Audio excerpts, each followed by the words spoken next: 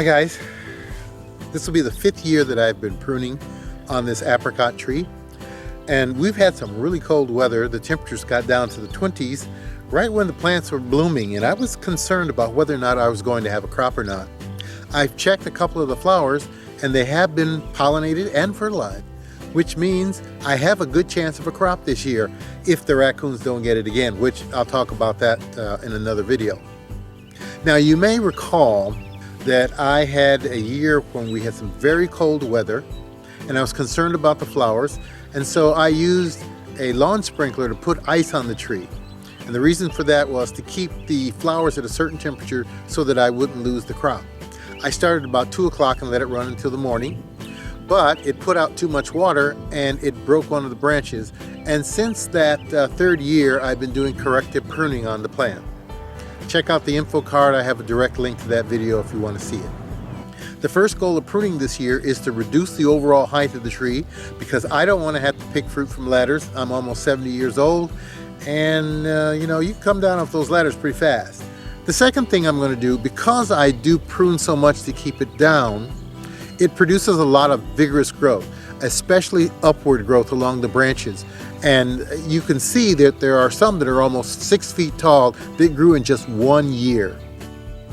I'm also going to try to prune to encourage new growth into areas where I want it to grow. For instance, where that limb is missing from the year that it broke.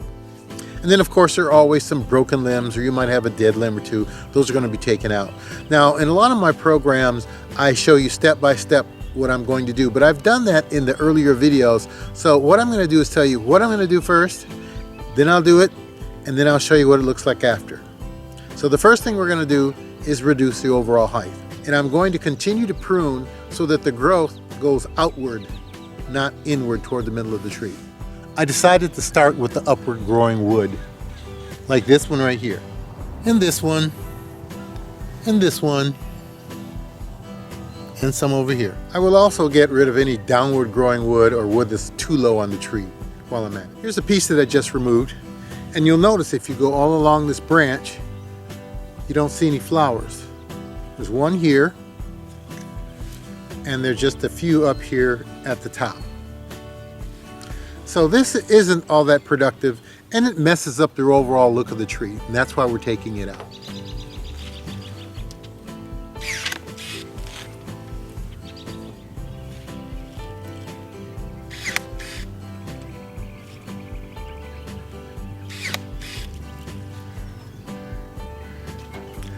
Okay, the major work is done. I want to show you what it looks like as I have reduced the overall height of the tree, and the rest of the stuff that I have to cut off are just some small dead branches, some that are broken and that type of thing.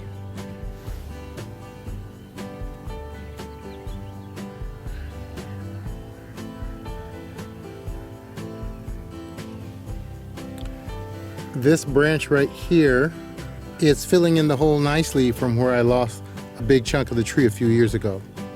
Little dead branches like this one, and this one, and a few others will be taken out. Here's a broken branch that needs to be removed right here.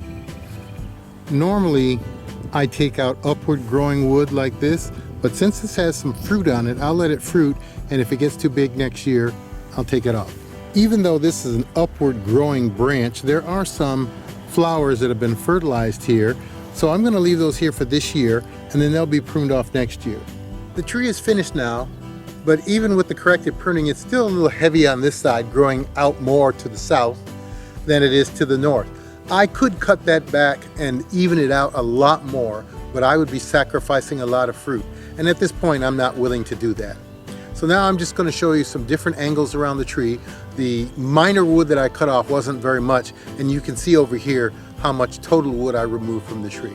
This whole project, if I wasn't filming, would have taken me about a half hour tops. And this is the results, and I hope you enjoyed the video. See you later. Bye.